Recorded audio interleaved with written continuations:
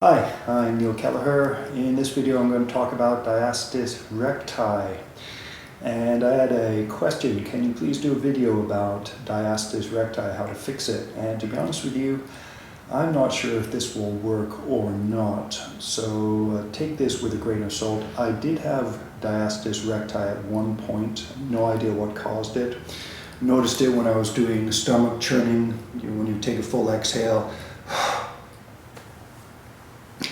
Do that exercise, I noticed that my two recti had separated. So it was a little bit worrying, so I stopped doing the stomach churning for a while. But basically I rested from anything, or I tried to rest from anything which might excessively use the rectus abdominis. I can't remember what I was working on at the time, but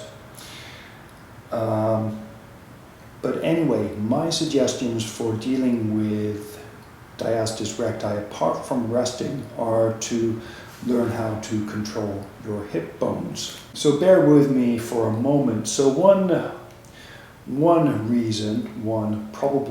possible reason for getting Diastis recti is when you're pregnant, which obviously isn't appropriate for me.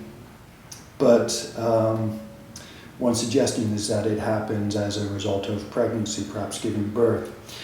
And one thing that happens during pregnancy is the SI joints move. So the stuff I've read say that as the baby's passing through, the top of the pelvic bowl opens, and then as it's passing through, the bottom of the pelvic bowl opens. So when the sacrum nods forwards, the hip bones will nod forward with it, but the bottom tip of the sacrum moves back and the sitting bones move outwards. And obviously that's, maybe not obviously, but from the description I've read, and this might be a little bit old, that allows the baby to pass through. Now at the same time as the sitting bones spread apart, the bottom tip of the sacrum moves back, the front of the hip bones move inwards. At different phases of birth, the opposite happens. So initially what might happen is the sacrum, bottom tip of the sacrum moves forward, sitting bones move in, so the bottom closes. In that case, what happens is the A6 move out, then A6 move in, sitting bones move out. And all of this happens because of the way the SI joint is structured. So for example, the elbow joint allows the elbow to bend and for the forearm to rotate. In the same way, the SI joints allow movement between the sacrum and the hip bones. In general, when the sacrum is lifted, when the sacrum moves back, the sitting bones tend to spread apart. When the bottom tip of the sacrum moves forward, the sitting bones move in. So, what's the big deal about that? There are muscles that you can use that control the hip bones that you can use to help control the SI joints. Those same muscles may help in dealing with Diastis recti. So, a couple of simple exercises you can do. Working towards pulling, what I'd suggest to help with Diastis recti, work on pulling the A6 inwards and at the same time pulling the sitting bones outwards. One set of muscles you can use for that is the lower band of the transverse abdominis, which you can use to pull in on the A6 and the inguinal ligaments.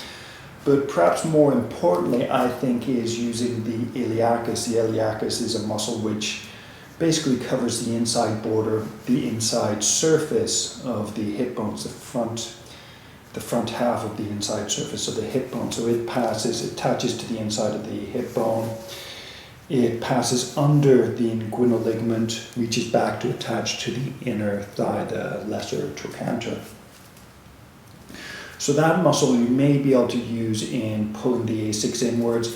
So what you can try doing is, if you can feel your A6, and if you can't, what you can practice doing is moving your pubic bone down, relax, pubic bone down, relax, pubic bone down, relax.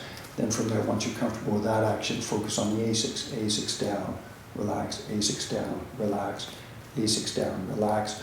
Once you're comfortable with that, once you have a feel for the A6, what you can then try doing, see if you can pull the A6 inwards. You may get some sensation along the roundabout here, but see if you can feel the front half of your hip bone as well, the A6 pulling inwards, and then relax. So A6 inwards, relax, A6 inwards, relax. And at the same time, what you can then practice doing is feeling your sitting bones. So pubic bone down, sitting bones back and up, relax, sitting bones back and up, relax, sitting bones back and up, relax. Do it a lot slower and smoother. But from there, what you can then do is sitting bones back, and as you reach your sitting bones back, you feel like you're trying to spread or separate your sitting bones. Relax. So my knees are slightly bent. I'm working on keeping the thighs reasonably still. Spread the sitting bones, relax. Once you have the feel for that, what you can then do, spread the sitting bones, pull the A6 in, relax. Spread the sitting bones, pull the A6 in, relax. Now that's a general exercise I'd suggest. You could then experiment with trying that in different poses. It's not going to fix the problem immediately, but it may help over the course of, who knows, a couple of weeks, a couple of months. It may help your belly to heal. And one rationale for that is if you learn how to stabilize your hip bones, your SI joints, it may help give the abs a stable anchor so they can work more effectively. I'm not sure. Give it a try. Maybe don't overdo it though. You might wear out your hip bones. If you find as you do the exercise over and over again, you might just need to do it a couple of times a day at the beginning of a day or at the beginning of a practice. And then when you're doing various poses, you can try playing around with that action. But as you get used to the action, what you can then try doing, so instead of just pulling the A6 inward and sitting bones out, you can gradually pull the A6 in, sitting bones out.